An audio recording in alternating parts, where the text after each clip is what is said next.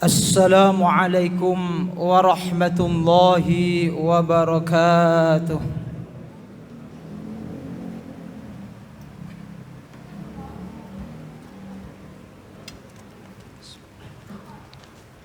Alhamdulillah, alhamdulillahilladzi ja'alana min ummati sayyidina Muhammad. أشهد أن لا إله إلا الله وحده لا شريك له رب الأراضي والسماوات وأشهد أن محمدا عبده ورسوله المبعوث لكافة المخلوقات اللهم صل وسلم على سيدنا محمد وعلى آله وصحبه ومن تبعهم إلى يوم الميعاد أما بعد فيا معاشر المسلمين أوصيكم ونفسي بتقوى الله وطاعته لعلكم تفلحون قال الله تعالى في كتابه الكريم أعوذ بالله من الشيطان الرجيم بسم الله الرحمن الرحيم قل بفضل الله وبرحمته فبذلك فليفرحوا هو خير مما يجمعون وقال الله تعالى أيضا قل إن كنتم تحبون الله فاتبعوني يحببكم الله فيغفر لكم ذنوبكم والله غفور رحيم صدق الله العظيم. Hadirin kaum muslimin sidang salat jamaah Jum'ah yang diberkahi dan dirahmati Allah Subhanahu wa taala. Puja dan puji syukur senantiasa kita panjatkan kehadirat Allah Subhanahu wa taala dengan limpahan karunia nikmat, baik nikmat lahir maupun nikmat batin, nikmat sehat wal afiat, nikmat iman dan nikmat Islam, sehingga pada siang hari ini kita mampu melangkahkan kaki kita menuju rumah Allah dalam rangka memenuhi panggilan Allah, yaitu sholat Jum'ah berjamaah. Mudah-mudahan ibadah kita pada siang hari ini diterima Allah Subhanahu wa taala. Amin amin ya rabbal alamin. Salawat beserta salam tidak lupa kita sanjungkan ke pangkuan baginda agung Nabi besar Muhammad sallallahu alaihi wasallam yang kelak kita harapkan syafaatul udmanya di padang mahsyar. Begitu pula sholawat kita haturkan kepada keluarga Kanjeng Nabi, kepada sahabat-sahabat Kanjeng Nabi, dan kepada seluruh umat Kanjeng Nabi Muhammad termasuk kita di dalamnya. Hadirin para jamaah yang diberkahi Allah Subhanahu wa taala, marilah kita terus menerus dalam kondisi masih diuji oleh Allah Subhanahu wa taala melalui COVID-19. Kita tingkatkan iman, bukan hanya imun kekebalan tubuh kita, tapi kita tingkatkan iman, Islam dan ketakwaan kita kepada Allah Subhanahu wa taala. Hadirin para jamaah yang diberkahi Allah Subhanahu wa taala, setiap datang bulan Rabiul Awal, umat Islam khususnya bangsa Indonesia gegap gempita menyambut Maulid Nabi.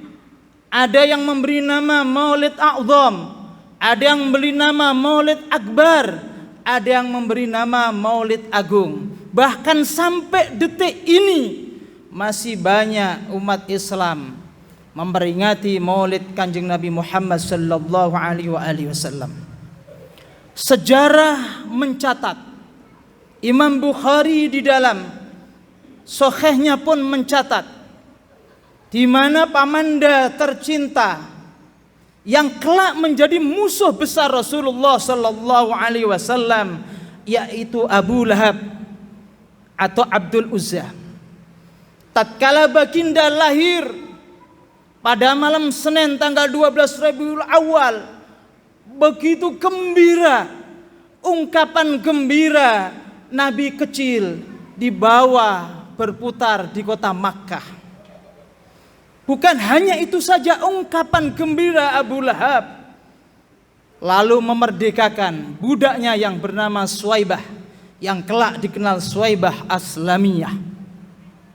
Hadirin para jamaah yang bukan Allah Subhanahu wa taala, Al-Qur'an mengenas. Al-Qur'an di dalam surat Lahab sudah memberi nas kepada Abu Lahab, kelak dia akan masuk neraka, di mana neraka api yang menjilat-jilat. Tatkala Nabi sudah masa ba'sahnya, kerasulannya, Abu Lahab ternyata menjadi musuh besar, bahkan ingin membunuh Rasulullah sallallahu alaihi wasallam. Hadirin para jamaah bukan Allah Subhanahu wa taala, Imam Bukhari mencatat dalam sahihnya, Ibnu Abbas bermimpi tatkala Abu Lahab telah meninggal dunia. Di dalam mimpinya bertanyalah Ibnu Abbas, apa yang kau dapatkan setelah kematian? Dia menjawab, siksa dan siksa. Akan tetapi setiap malam Senin Allah meringankan siksaku dan keluarlah air dari jariku untuk meringankan siksaku itu. Karena pada kelahiran Nabi Muhammad aku memerdekakan budak yaitu Suwaibah. Hadirin para jamaah bukan Allah Subhanahu wa taala, Abu Lahab musuh besar, orang kafir, sudah dinas dalam Al-Qur'an masuk neraka. Hanya karena gembira pada kelahiran Nabi, Allah ringankan siksanya. Bagaimana kita sebagai umat yang mengaku mencintai Rasulullah sallallahu alaihi wasallam terhadap kelahiran beliau? Bahkan kelahiran beliau dinanti-nantikan oleh seluruh umat manusia. Karena setelah Isa Al-Masih diangkat oleh Allah Subhanahu wa taala, hukum Allah diputarbalikkan. Yang terjadi adalah hukum rimba, sehingga umat menantikan Nabi yang dijanjikan di kitab-kitab Allah, Nabi akhir zaman.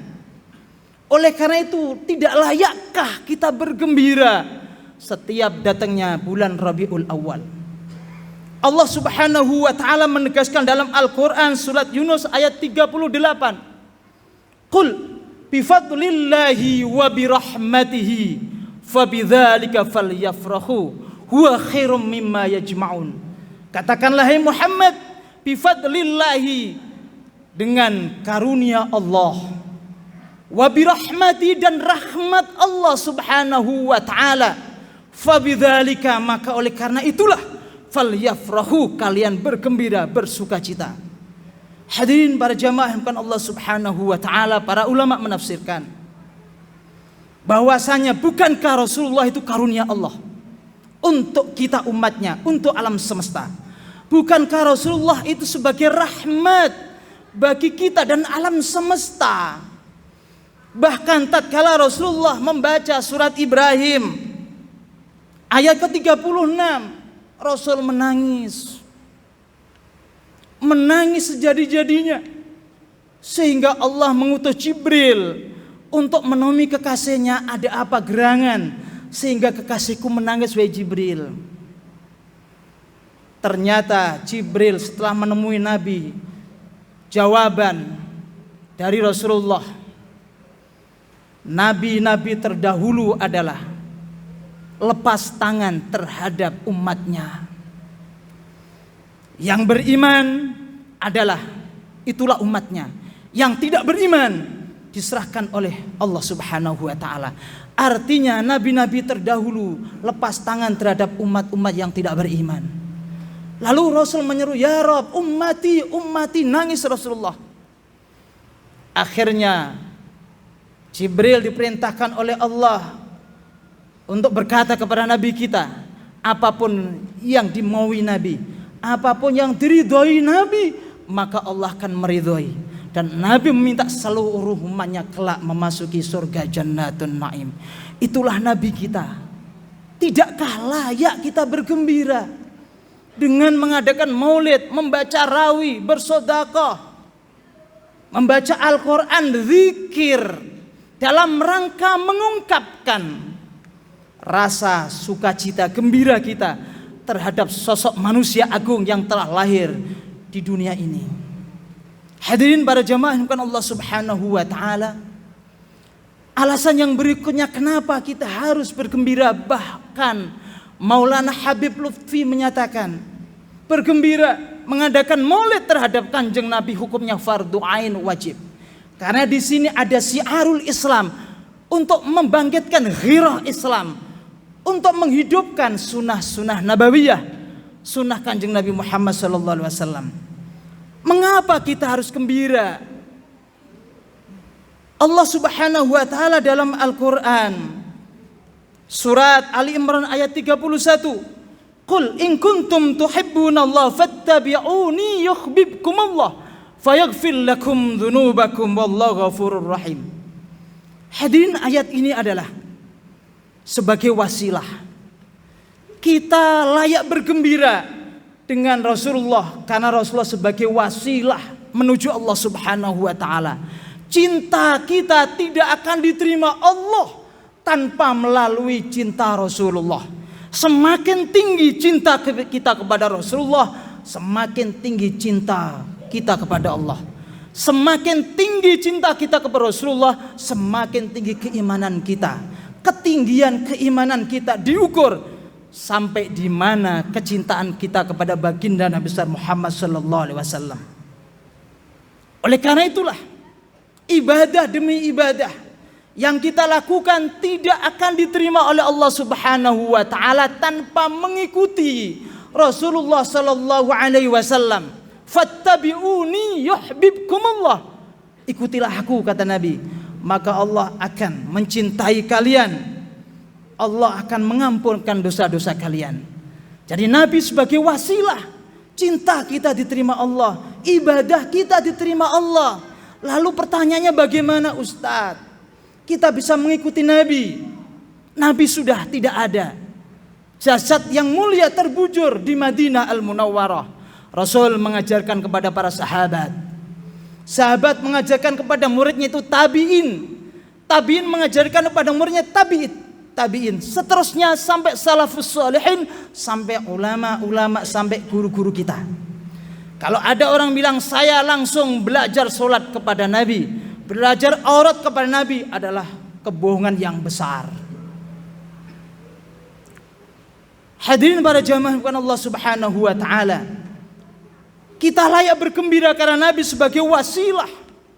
Cinta kita diterima Allah Subhanahu wa taala. Sebagai wasilah amaliyah kita diterima oleh Allah Subhanahu wa taala dan terampunkan dosa kita. Para jamaah yang dirahmati Allah Subhanahu wa taala, yang berikutnya kenapa kita harus bergembira dengan kelahiran Nabi? Karena Nabi adalah solusi di dalam hidup dan kehidupan ini. Semua masalah yang terjadi akan terjadi sekarang maupun akan datang, sudah ada jawabannya di dalam diri Kanjeng Nabi Muhammad sallallahu alaihi wasallam. Apakah itu masalah dunyawiyah, apakah itu masalah ukhrawiyah, sudah ada dalam diri Kanjeng Nabi Muhammad sallallahu alaihi wasallam. Allah menegaskan dalam surat Al-Ahzab ayat 21, laqad kana lakum fi rasulillahi uswatun hasanah. Sungguh telah ada pada diri Rasulullah untuk kalian semua suri tauladan. Artinya Nabi solusi di dalam hidup dan kehidupan ini. Apapun masalah yang terjadi, yang kita hadapi, cari dalam sosok Rasulullah. Kembali kepada Rasulullah yang ajarannya diteruskan para sahabat, para tabi'in, para tabi'in seterusnya sampai para ulama sekarang ini. Hadirin para jamaah dimuliakan Allah Subhanahu wa taala, di antaranya yang Rasulullah ajarkan pada generasi awal adalah sesuai dengan gelar Rasulullah Al-Amin. Rasulullah adalah manusia terpercaya, manusia teramanah. Maka Rasulullah mampu mendidik generasi awal para sahabat menjadi manusia-manusia yang amanah melalui metodologi ihsan. Anta budallah ka'annaka tarah wa illam tarah fa innahu yarak. Inilah yang ditanamkan Nabi, sembahlah Allah seakan-akan kamu melihat Allah di depan kamu. Jika engkau tidak mampu melihat Allah, yakinlah Allah selalu akan mengawasimu.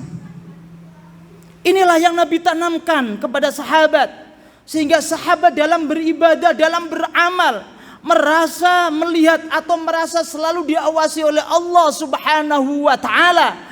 Maka sehingga generasi sahabat menjadi manusia-manusia yang terpercaya, manusia yang amanah. Untuk saat ini mari kita kembali kepada ajaran Rasulullah.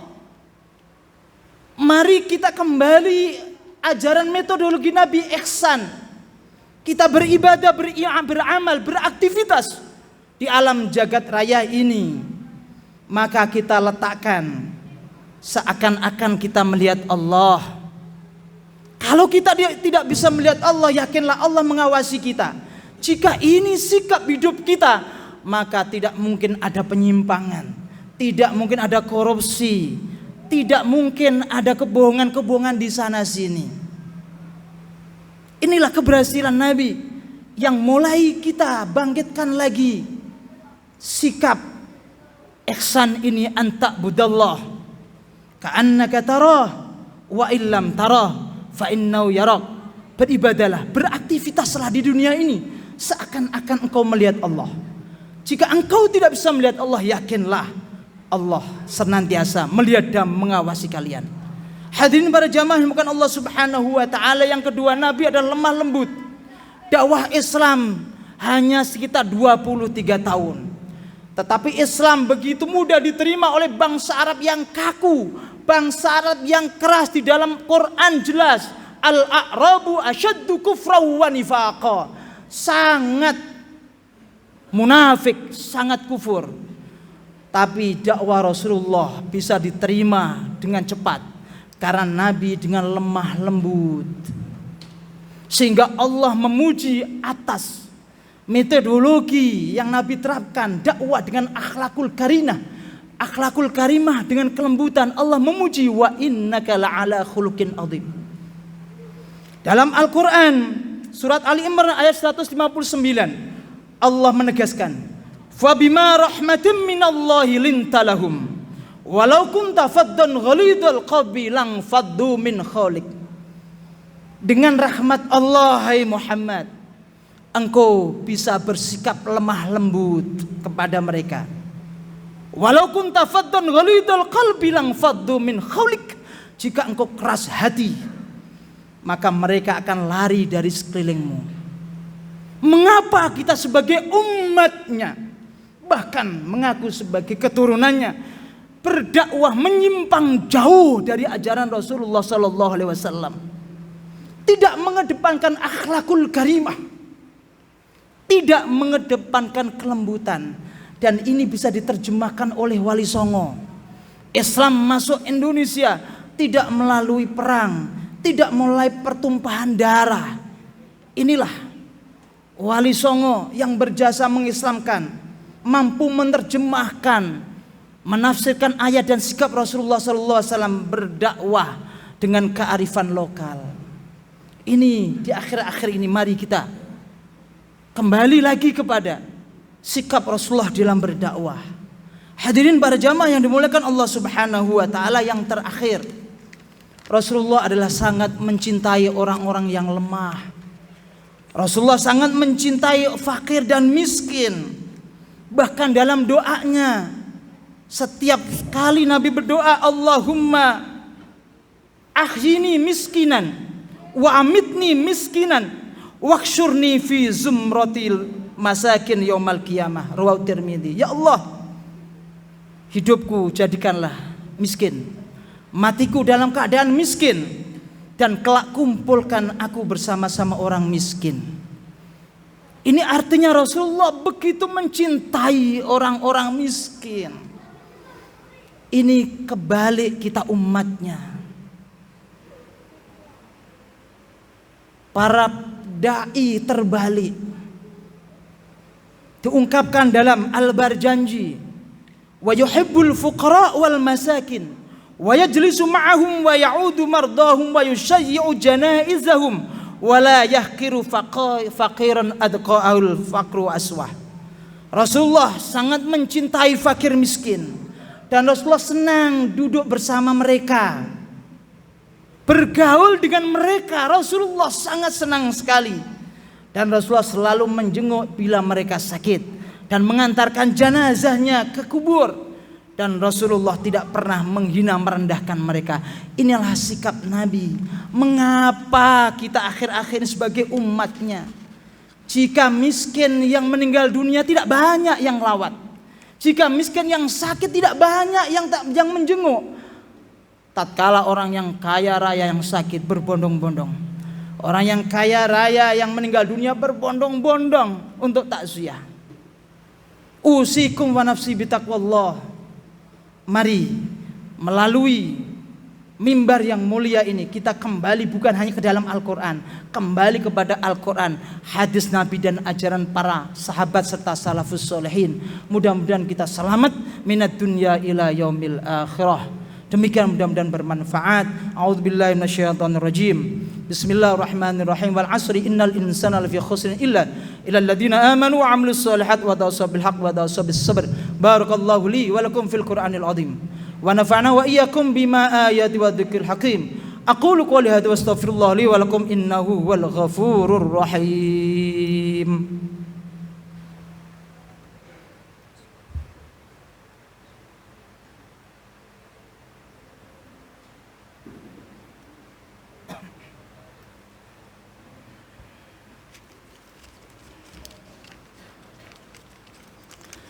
Alhamdulillahilladzi an'amana bi ni'matil iman wal islam.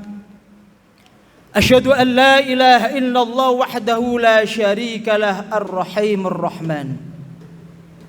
Wa asyhadu anna Muhammadan 'abduhu wa rasuluhu al-mab'usu fi kaffatil insi wal jan. Allahumma salli wa sallim ala sayyidina Muhammadin sallallahu alaihi wasallam wa ala alihi wa sahbihi wa man tabi'ahum ila yaumil ihsan, amma ba'd. Fa ya ma'asyiral muslimin, usikum wa nafsi bi taqwallah wa ta'atihi la'allakum tuflihun. Qala Allah ta'ala fi kitabihil karim, a'udzu billahi minasyaitonir rajim. Bismillahirrahmanirrahim. Inna Allaha wa malaikatahu yusalluna 'alan nabi ya ayyuhalladzina amanu sallu 'alaihi wa sallimu taslima. Allahumma salli wa sallim ala sayyidina Muhammad wa ala ali sayyidina Muhammad kama sallaita ala sayyidina Ibrahim wa ala ali sayyidina Ibrahim wa barik ala sayyidina Muhammad wa ala ali sayyidina Muhammad kama barakta ala sayyidina Ibrahim wa ala ali sayyidina Ibrahim fil alamin innaka Hamidum Majid.